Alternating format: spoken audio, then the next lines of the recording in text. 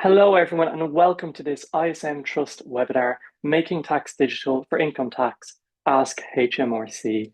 Today, we're joined by Jelena and Gary from HMRC and Jeremy Hugh Williams. Please feel free to ask questions using the Q&A function and introduce yourself. Let us know where you're tuning in from and chat to other participants in the chat box. My name is Ed Phelan. I'm the Knowledge and Resources Hub Manager here at the ISM. This webinar is going to be recorded and sent out afterwards. We will also send slides to use during the webinar. So this session is accurate as of today, which is the 21st of May, 2026 at 4 p.m. HMRC will also be in the chat to answer your questions, but they will not be able to answer everything. I'm going to pass over now to Gary and HMRC for their 20-minute presentation.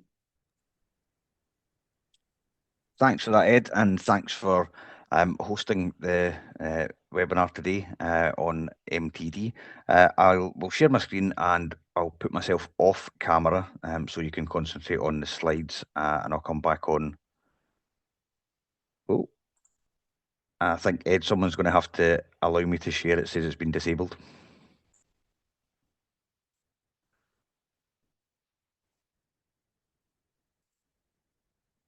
That's it. Thank you.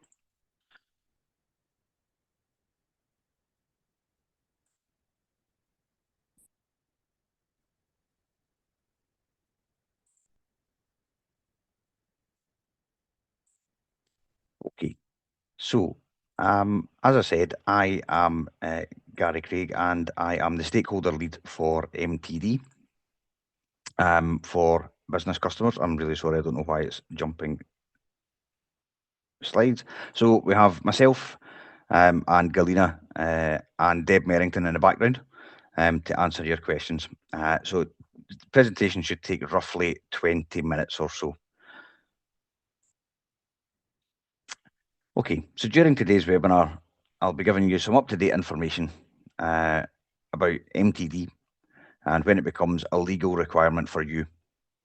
For some of you, this may be from the start of the 2026-2027 tax year, which started on the 6th of April this year. If you don't yet need to use MTD, we would encourage you to join MTD for income tax before it becomes a legal requirement. For ease of reference, throughout the webinar, I'll probably just refer to it as MTD rather than say Making Tax Digital for Income Tax because it's a bit of a mouthful. So we'll start with planning for MTD, understanding the rules, and work out who will be affected and when. I'll then explain how to use MTD and how you can make informed software choices. And finally, we'll mention how to sign up and consider how you can utilize any of the benefits. So from April 2026, some sole traders and landlords must use MTD based on their total annual income from self-employment and property. We'll look at timelines for when you have to use MTD soon. If you need to use MTD, you or your agent, if you have one, will need to use MTD compatible software to create, store and correct digital records of your business income and expenses, send quarterly updates to HMRC, you'll use it to make any required adjustments, and submit your tax return by the 31st of January the following year. Once you use MTD, there will also be new penalties for late submissions and late payments. So understanding the rules. So from April 2026, some sole traders and landlords must use MTD based on their total annual income from self-employment and property.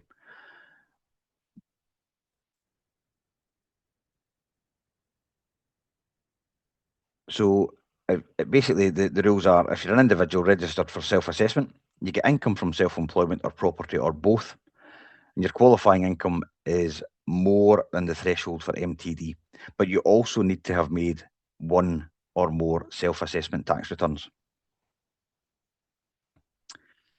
When you join MTD, it will depend on your qualifying income. So from the 6th of April 2026, self-employed individuals and landlords with income from self-employment and property that totals over £50,000 will need to use MTD. So HMRC will look at the 2024 to 2025 tax year to assess this. You'll have to keep digital records, send your quarterly updates, and complete and submit the end of year return to HMRC using compatible software for the 2026 to 2027 tax year onwards. So from the 6th of April 2027, this threshold reduces. So self-employed individuals and landlords with income that totals over £30,000 for the 2025 to 2026 tax year, they will then have to start submitting digital records and quarterly updates using the compatible software from 2027 to 2028 tax return onwards. And I understand the tax years are a bit of a confusing issue for some, but I do have to explain it. Then the following year, from the 6th of April 2028, self-employed individuals and landlords with an income of £20,000 or more for the 2026 to 2027 tax year, they will then have to start using MTD and keep and store digital records to submit their tax return at the end of the year from the 2028 to 2029 tax return onwards. So your qualifying income is the total income you get within a tax year from self-employment and UK property and foreign property. All other sources of income reported through self-assessment, such as income from employment, otherwise known as PAYE, partnerships or dividends, including those from your own company, do not count towards qualifying income, and pension income is also not included in gross income.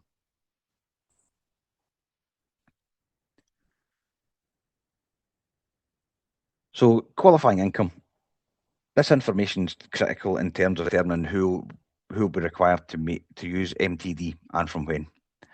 So to assess your qualifying income for a tax year, we'll look at the self-assessment tax return that you submitted in the previous tax year to see if you need to use MTD. For example, to assess your qualifying income for the tax year 2026 to 2027 that we're currently in, we'll look at the tax return that you need to have submitted by the 31st of January this year. That tax return is for the tax year 2024 to 2025. So after you submit your tax return, we'll check if your qualifying income is more than £50,000. If it is, we'll tell you when you must start using MTD.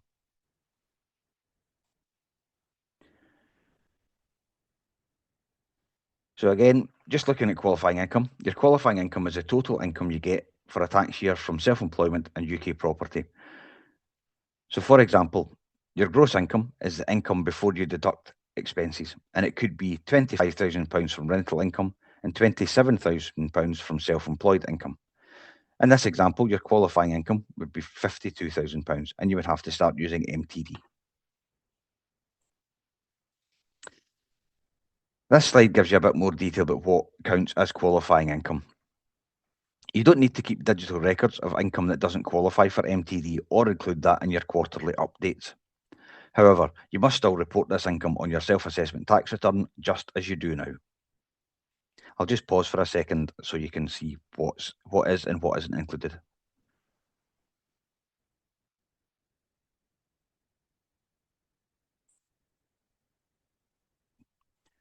So there's a number of ways you can work out if you need to use MTD and from when. You can look at your current tax year information and project what your income is going to be for the total tax year. We also have an interactive tool on gov.uk, and we also send out letters on a regular basis. So you'll need to start using MTD compatible software for creating, storing and correcting digital records of your business income and expenses. The software will also be used for sending quarterly updates to HMRC.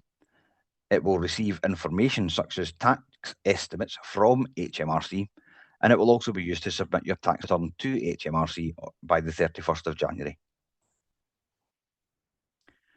So depending on your circumstances and needs, you may need one item of software which can do all of these things, or you may need to link multiple software products together.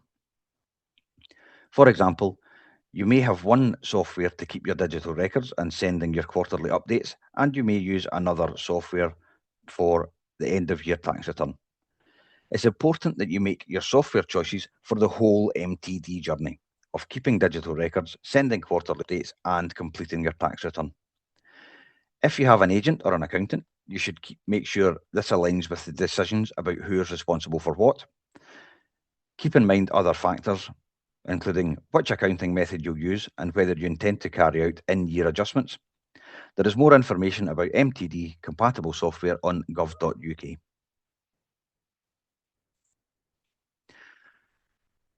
You can use a QR code or the links to find approved software that works with MTD.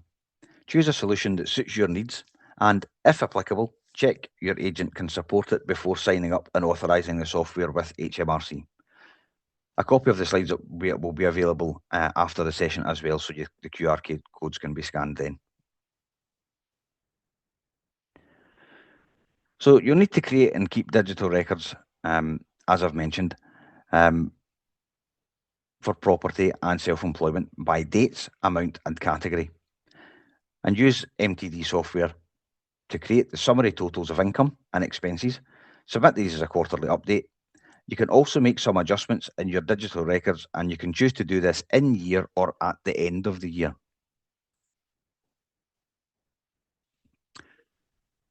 You only need to keep digital records of your self-employment and property income and expenses, such as income, including sales, takings and fees, and expenses, including the cost of stock, travel costs, office costs and financial costs.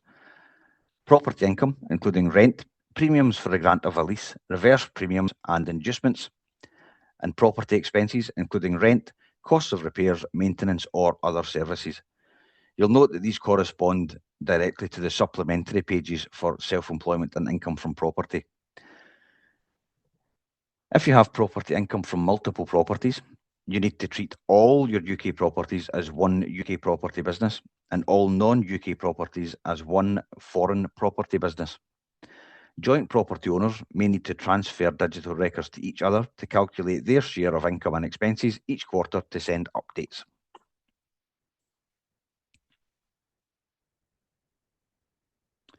So, moving on to if your turnover is less than £90,000.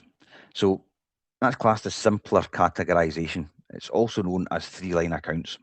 So if you're self-employed and your turnover is less than £90,000, you only need to record the date, the amount, and whether it's an expense or an income.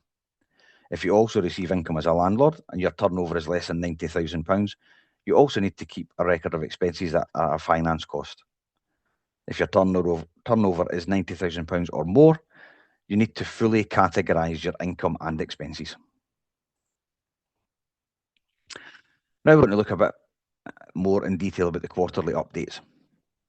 So quarterly updates are unadjusted summaries of categorised income and expenses submitted each quarter to HMRC using MTD compatible software.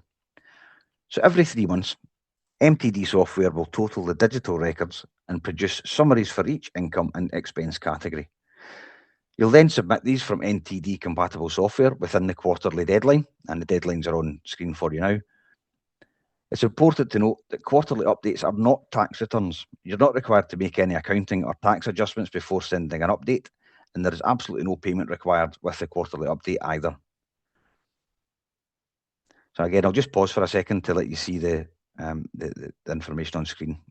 So you'll see that the first quarter is 6th of April to the 5th of July, and that has to be submitted within a deadline of up to the 7th of August the following month. So you've got a month and 7 days after the quarter ends to send it through.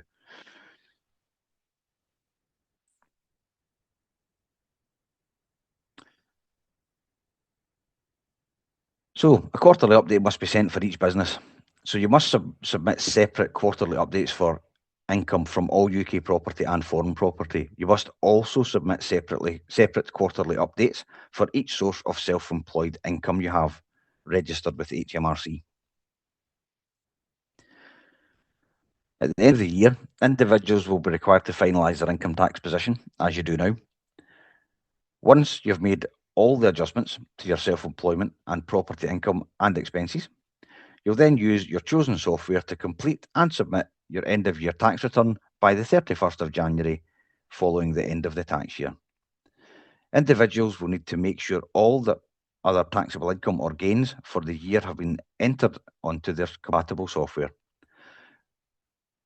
When you're submitting your tax return, you'll be declaring that the information you've provided is correct and complete, and that you've finalised your income tax position for the tax year. I did mention penalties. We'll be introducing a fairer, more proportionate penalty for late submissions and late payments. So customers joining MTD in April, or who have just joined, will not receive any penalty points for late submission for their first 4 quarterly updates. This easement does not apply to the end of the tax year for the return due by the 31st of January 2028. For the first year, customers will have an additional 15 days, giving 30 days in total to pay any outstanding tax before a late payment penalty is issued. Further information on penalties can be found on gov.uk.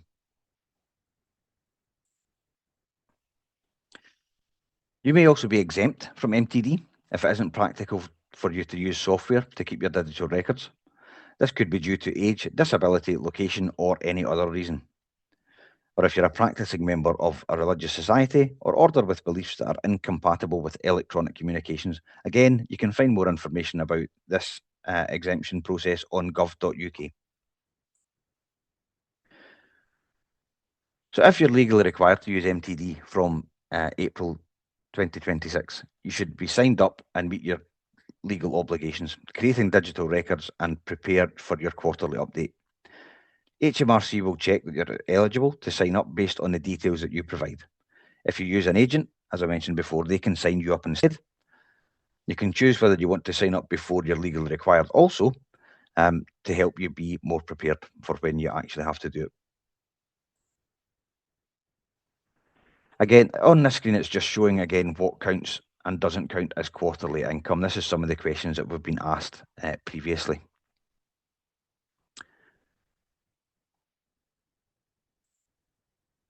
Again, some more questions. So, for example, I think for the musician industry, one of the questions we've been asked before is, what if my income drops below the threshold after I've started using MTD?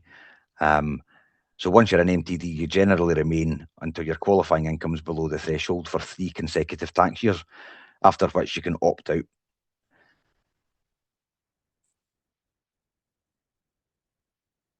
Again, covering if you're on abroad on long contracts and you miss your quarterly update. Again, there's easements for the first year. So moving quickly on to some of the benefits. So digitalising our service will bring customer benefits by reducing the risk of unintentional customer errors. Quarterly updates are cumulative, and so any adjustments can be added into the next quarterly update. Again, by doing quarterly updates, it will save time when preparing and submitting your tax return. And it supports wider productivity and less time managing paperwork through the use of digital tools. So just very quickly to conclude, a brief summary of what I've discussed today. So MTD became a legal requirement from the 6th of April 2026 based on qualifying income for the 2024 to 2025 tax year. So if MTD applies to you based on your 24-25 income, from April, you will need to sign up, keep digital records, use MTD compatible software to send your quarterly updates and submit your tax return. So if you're not required to use MTD from the 6th of April, please consider when you do need to use it based on the information that we've provided today. You can choose to sign up before you're legally required to do so, and that will help you prepare. So thank you very much for listening.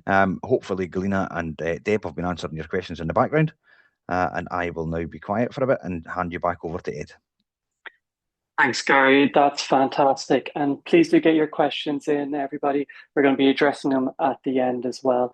I'd like to now welcome in Jeremy Hugh Williams, who is the ISM Treasurer and past President, and also a renowned Welsh baritone opera singer.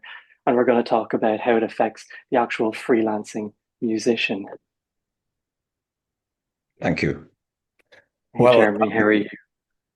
Many of those who are affected by MTD now will also be paying VAT, MTD for VAT, and they will have to complete quarterly updates for both VAT and MTD. That's the first thing to tell you.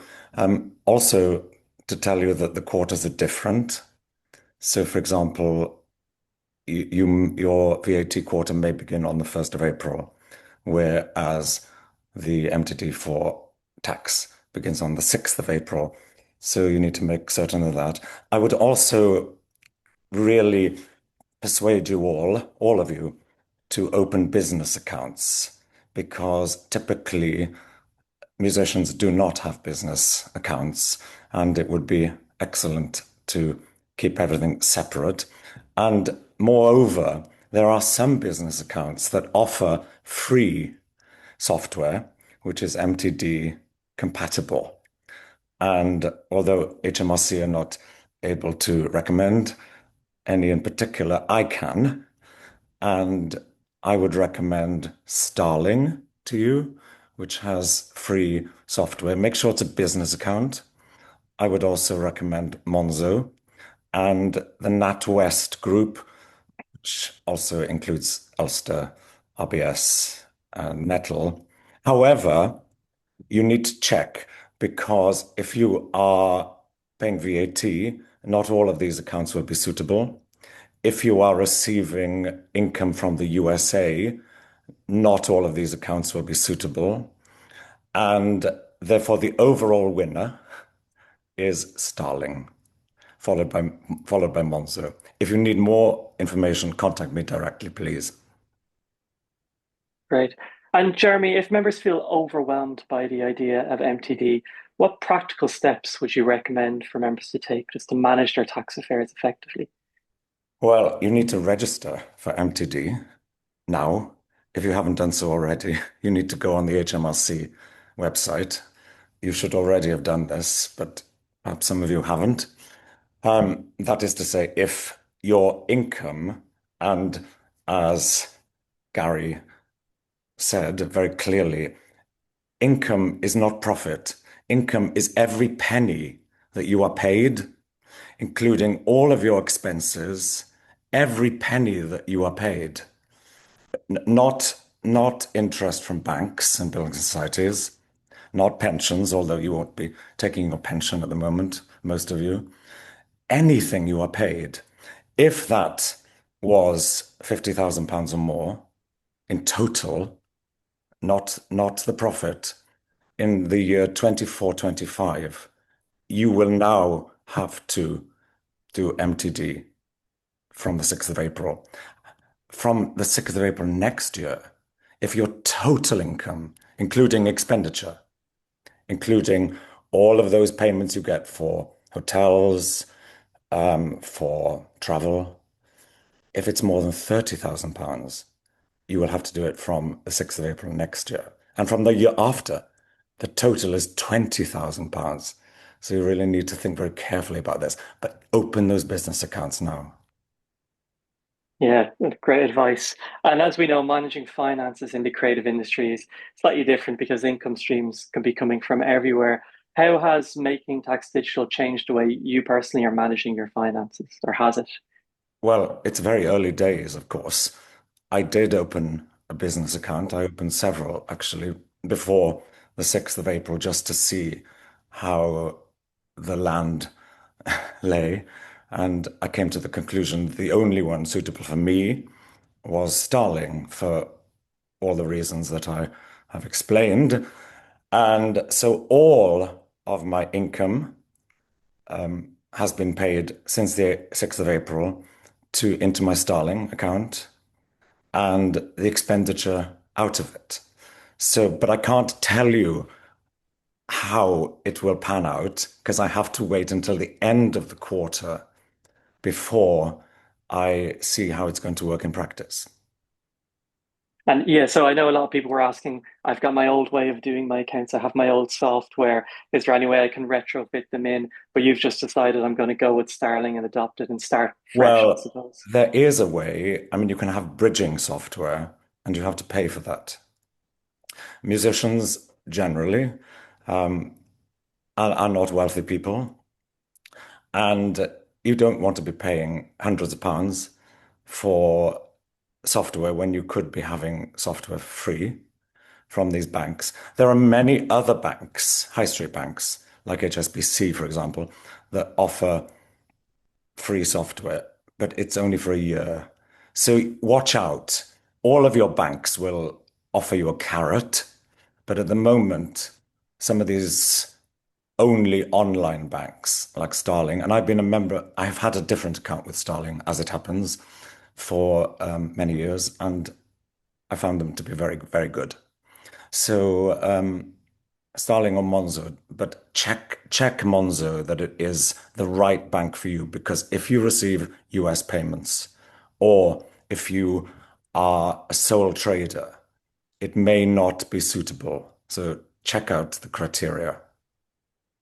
Yeah, that's great advice. And I suppose it's also important to be aware of a service may be free now, but later down the line, it may no longer be free. So you've got Who to be aware that, knows? yeah, if you're Who knows what? devoting time into learning a software, Yes, you know, yes. And I don't want you to be cheapskates and go for free software necessarily, but it seems to be okay for now. I'll be able to update you further once the first quarter has passed, and I'll be able to tell you directly. So please, you can all contact me directly through the ISM. I am the treasurer, and I have a responsibility to you as members to look after your financial interests. that's great.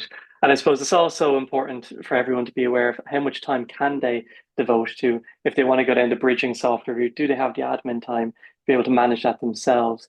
Or do they need to pass it over to an accountant? So one of the questions we did get asked is, will I still need an accountant? That's a very interesting question. You could pay an accountant to to do all this work for you, but you would still have to prepare the work for the accountant. I've always used an accountant to submit my tax returns ever since I was in my early 20s. However, most people who pay VAT do that work themselves because it's quite an easy thing to do. And I think actually making tax digital will be easy in the long run. Nobody likes change. I hate change.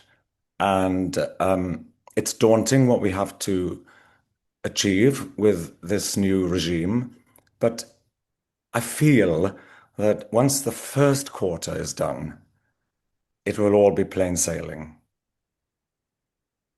Yeah, that exactly. And I suppose it's the most important thing is to know when you need to move on and start using MTD as well, the tax brackets, which you've discussed. Another question was, how is MTD used by performers, producers, and songwriters? And I suppose it's important to realize it's all just income, and various different roles you have in the music industry. Your income you might do a job now that you get paid for in 3 months' time, which makes it a bit more challenging, doesn't it? Yes, that's a very interesting point. And generally, there's a tax point, and you should actually account for it at the tax point, not when you are paid. I mean, there are all kinds of other issues for musicians. Those of you listening today, many of you will have artists' agents, as I do. And an artist's agent takes commission, of course. But we as artists get paid net, the net amount minus the commission. However, in making tax digital, you should show the gross amount, i.e., the amount that you would be paid had the agent not taken the commission, and then show the commission as an expenditure. There is, and we'll all have to do tax returns, of course, because for those of us who work abroad, and we nearly all work abroad as musicians, in some countries, tax is taken at source, and then we can claim the tax back in the UK. So the amount that shows in making tax digital will not always tally, and certainly that will be work for an accountant probably, or yourself. if you do your tax return yourself at the end of the year. If you pay VAT, the amount going into your bank account is going to be gross of VAT. I suppose you should show it net of VAT because the VAT is paid to HMRC, although the quarters don't quite align up. It's slightly difficult, and maybe one of my colleagues at HMRC would pick up on some of those points if relevant. Right. And maybe one more question before we bring in HMRC. Would you recommend musicians and artists to be an early adopter of MTD? I know musicians often like to leave these things to the very last minute and then they have to learn on the fly. But do you think it's better to start now and get used to it? Well, I have to say that I did not start before the 6th of April. I had the option of doing so. Musicians are very busy people.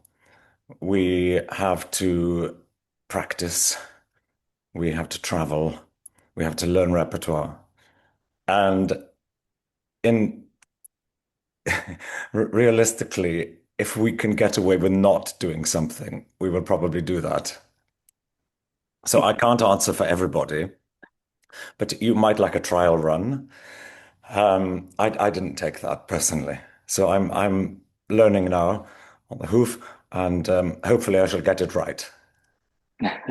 I suppose at least once people have an awareness of what they have to look out for when it comes around, they won't be as shocked by what they have to submit. And I know we've had a lot of talk about bridging software and different things like that, which are Mm, challenging to wrap your head around if you're coming at it fresh. yes, But I think the more you talk about it and more people attend events like this and read about HMRC guidelines, they'll be more prepared for when they of have to course. move And to remember, MTD. at the ISM, I'm a treasurer. We have an excellent full-time finance department. The head of finance is a chartered accountant, and we have a 24-hour tax helpline. So between all of us, I hope that your questions can be answered either within house or by HMRC. Yeah, exactly. And that's great to plug of the 24-hour tax helpline as well, which I'm sure will be in the chat in a moment from Ella. There you go. So that's great. So if you have any questions, do reach out to the ISM or the tax helpline. And I would recommend reaching out as early as possible to give people time to get back to you with full information, time for you to absorb it and do the admin. Because as we know, one of the issues with this for musicians is that they're very busy people and they only have a certain amount of time in their day for administration and doing their taxes and stuff like that. So give yourself time where possible. Yes. I'd And love and any other final comments, Jeremy. Sorry. well, yes, just be truthful, be fair, do whatever you think is right, and don't fret and worry about it because as an ISM member, you are covered. We have insurance that if you were subject to an investigation, that you would be covered for accountancy fees up to rather an enormous amount of money. I forget the exact figure. When I joined the ISM, it was £2,000. I rather think it's something like £100,000 now. Yes, it is. So don't fear too much, but do try everything you can to get everything correct. And I suppose the one question that I have heard asked about this is are my accountancy fees going to go up? Do you have any knowledge about that? Yes, they will go up if you ask your accountant to do this work. Your your expenses are going to go up if you pay for software. That's why I suggested the free software, which comes with certain banks. And yes, if you ask your accountant to do it, fine. But you will have to pay more. You'll have to pay per quarter and possibly a bit more at the end. Right, yeah. So it's about kind of making that decision for yourself, your time available toward, it is a challenging one and it's difficult for the musicians out there because they haven't changed anything in their lives. But it is important to get on top of it and make But sure you're what I doing would everything right. say is try it because there are no penalties for late submission in this year, which is kind of HMRC, and you are covered by insurance. And if it's a genuine mistake, if you make a mistake, we all make mistakes, they can be corrected, and you will have a chance to correct those mistakes. There still will be an end of year submission. So I would try it. I've just had a few questions then on some of the software you talked about, actually. I've just seen. One of them is, how easy is it to use the Starling software, and can I use it on a desktop, or is it just in a phone app? Yes, you can use it on a desktop. What is not so easy is opening business accounts. You should all open business accounts, as I said. Be ready for the fact that it is not as easy as opening a personal current account. You will need all kinds of evidence of your past earnings, and just be ready that whichever bank you open a business account with, they will want all kinds of documentation from you.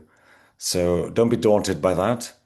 I was slightly surprised when I opened these business accounts in March because I had not had a personal business account since the beginning of my career.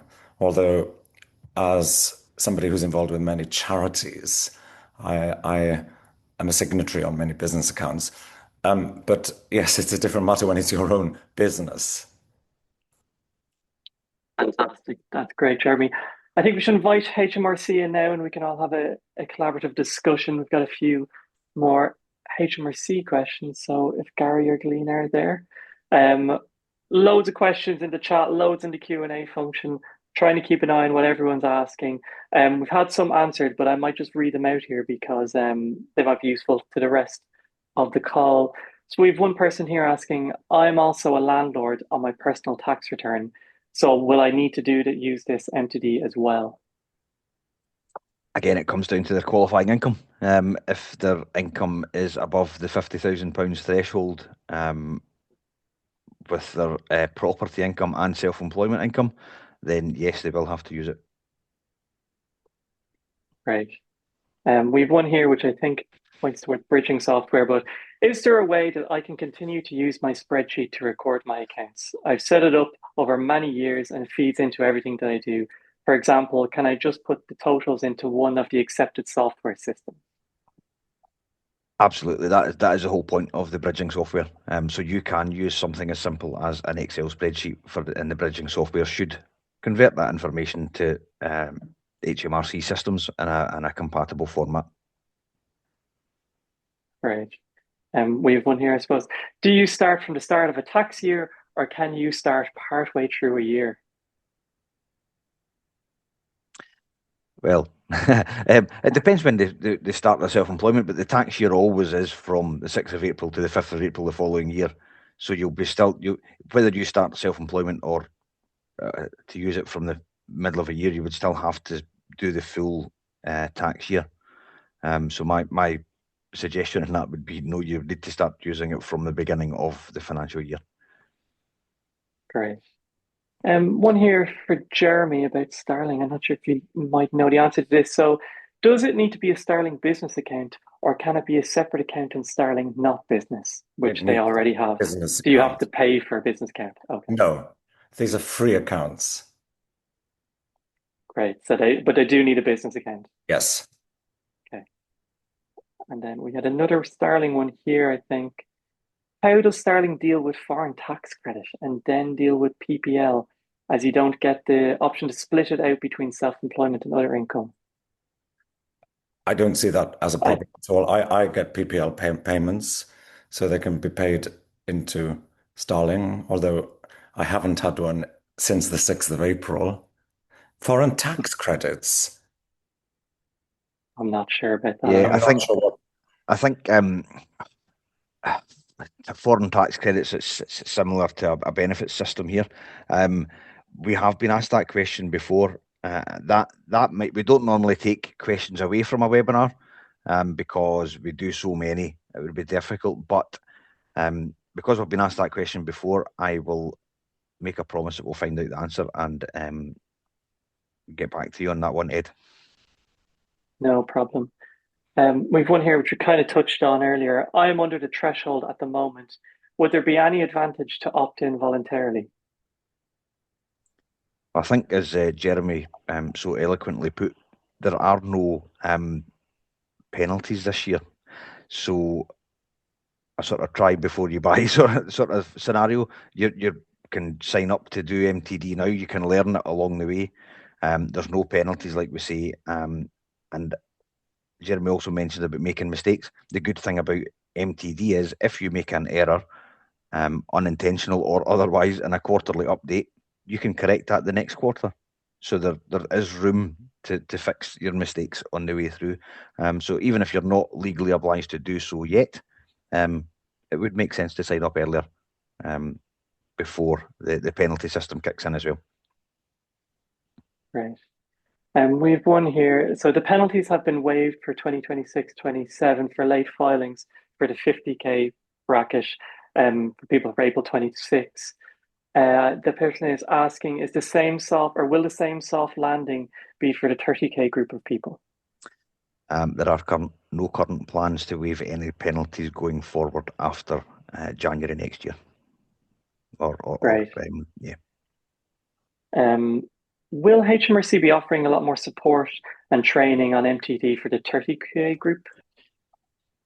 So who might be underrepresented is the question. Yeah, absolutely. Well, but my team, our sole purpose in life right now is to reach out to unrepresented customers. That's myself, Galina, and we have another couple of colleagues as well, to try and get them better prepared.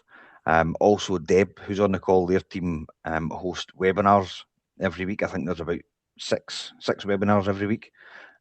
So we're doing our very best to get out there and get the information to as many people as possible, so that we can make them as prepared as possible. So my advice would be to sign up to the webinars, come along, have a listen, and you will hear pretty much similar information to what I've given this evening, but they're a bit longer, a bit more in depth. But yeah, certainly sign up for a webinar, or have a browse on gov.uk. There's a lot of information on there as well. Fantastic. We've one here about software, but for somebody who's unsure, how do you go about choosing the software when it's all very unfamiliar? Again, gov.uk, there is an option there for find compatible software that works for you. And when you select a software, when you're going through the process, there's a short questionnaire that'll ask you certain questions about your type of business, etc., etc. And it's obviously down to personal choice. As you mentioned earlier, as a government organisation, we couldn't endorse any particular software provider, but there are over 120 different software options available just now, some of which are free. So yeah, best advice would be have a play around on the system, and you can see what's available for you. Great. We have one here. Does this take the place of the annual tax return? No, you still have to submit your tax return at the end of the year. Fantastic. It just should make it easier, because once you're doing your quarterly updates, and as Jeremy said, obviously we haven't got to the end of the first quarter yet, to see the cumulative figures, etc. But by the time you have completed your entire tax year journey using quarterly updates, when you go to submit your final tax return the following January, when you open your tax return, it will be pre-populated with most of the information. Fantastic. And Jeremy, just back to you about, because you've a lot of questions coming on Starling. How did you end up with Starling? I know you said you have a bank account with them already, but did you try out other softwares, or did you use any of those systems before picking Starling? I looked at the bank accounts, the business bank accounts that had free software, and I registered for 2, if not 3 of them before I realized that they were not all suitable for me. I work in the US. One of them, I can't remember which, would not accept US payments. They would accept European payments. So I couldn't contemplate that. One of them would not accept sole traders. Oh no. So you really need to make sure that you use the right kind of business bank. And you don't need a business bank account, but it would be very helpful, I think, to have everything separate. Great, yeah, and I suppose it's important then to just future-proof yourself as well, isn't it? If you're talking about not accepting US incomes, isn't it? Yes. Um, so we've one here. If you are never likely to earn above the threshold, can you just stick to normal annual tax returns? Probably for HMRC for Gary. Yeah, that's correct. If you're not going to meet the threshold, then you would just submit your tax returns as you currently do. There are currently no plans to reduce below the £20,000 threshold. However, never say never. Loads of questions. Thank you, everyone. This is probably the most questions I've seen on a webinar, which is great and probably expected. Let me see. Sorry here. So, if you set up a business account, is there any requirement for payment of corporation tax? That might be towards Jeremy. No, but interestingly, if you form a company, um, there is no MTD for corporation tax, and I think I'm right there, Gary. So if you really are frightened of MTD, form a company. Yeah, that's correct. Limited companies, etc., are currently exempt. Jeremy, you're correct. So, and yeah, I suppose if you're having those conversations, it's probably good to talk to your accountant about it, and see what works best for you. Let's see. What do you do if you've already started this? Sorry, A go on. Oh, sorry, that might be can of my worms. side. We have one here. What do you do if you've already started this tax year being paid into a personal account, not a business account? Is there a way to manually add those figures into Starling or other bank softwares and backdate your income figures? If someone maybe wants to start MTD, but they've already started the financial year not on an MTD software. I'm guessing you would just have to add it onto your um, software that you've already got retrospectively. Yeah, it's a tricky one. I think you might have to have external software. Is that right, Gary? Yes, it would sound like it. Yeah, obviously, because you would have to account for that money from Mm, April. Um, yes. so you could essentially just add a figure as a whole amount to say this was income from April to June, for example. Also, although I suppose I really shouldn't say this, although perhaps you could adjust in the next quarter. Absolutely. Yes. So you could set up your Starling account, start accounting from now, and then all the income and expenditure that you've incurred from the 6th of April until now, you then put into the next quarter. Fantastic. I have one here from Caroline. It sounds as though it's going to be complicated to submit net payments and the expenses which have already been deducted. For example, I have property managed by an agent. Have any thoughts on this? Well, that's the same as if you have an artist's agent. So you need to put the gross amount.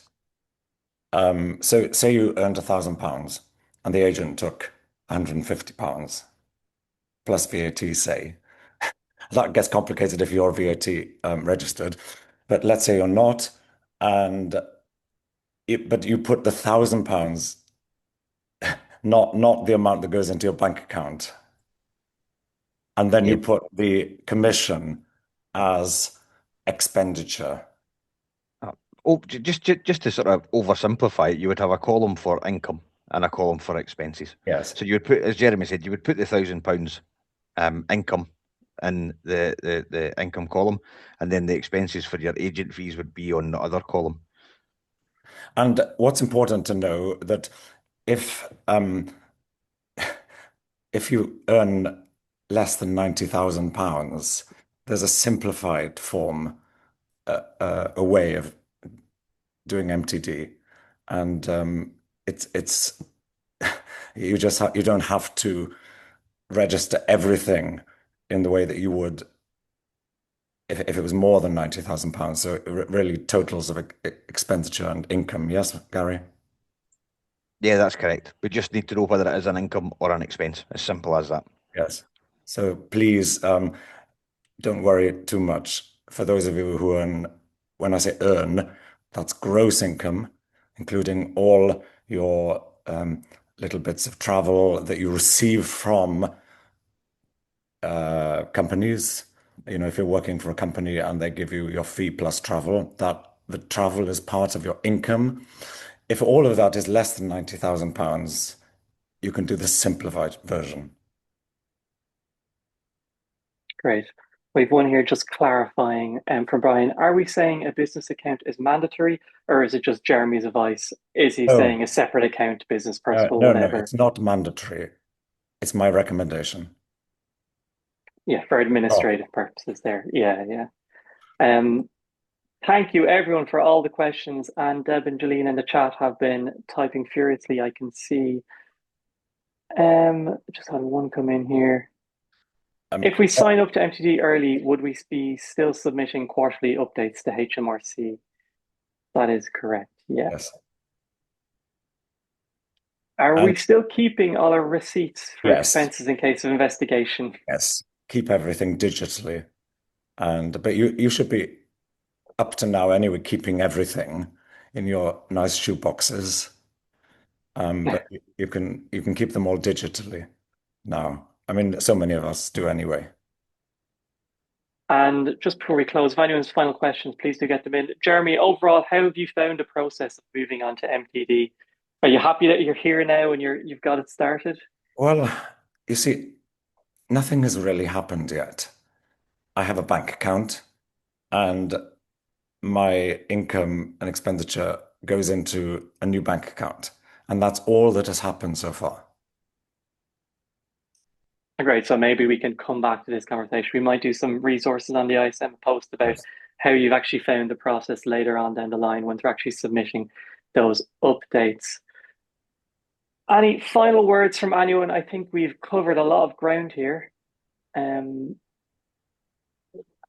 Great, yeah. So please do check out the ISM MTD resources. They're being shared in the chat.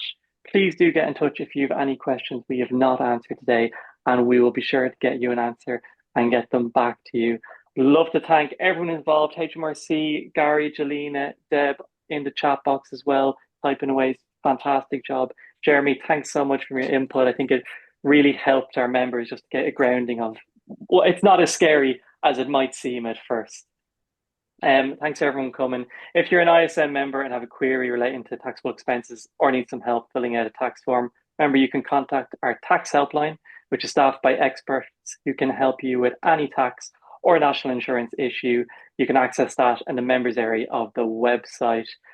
Thank you all for joining us. It's been great to have you. It's been a great session. Any further questions, please do contact us at membership@ism.org.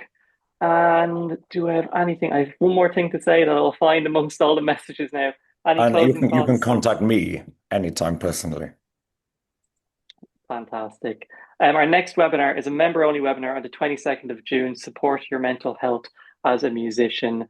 And please do get in touch and make sure follow all of our ISM webinars and our MTD resources, which will be shared around. We'll be sharing this recording and all the slides after the webinar. So please do keep an eye out for that.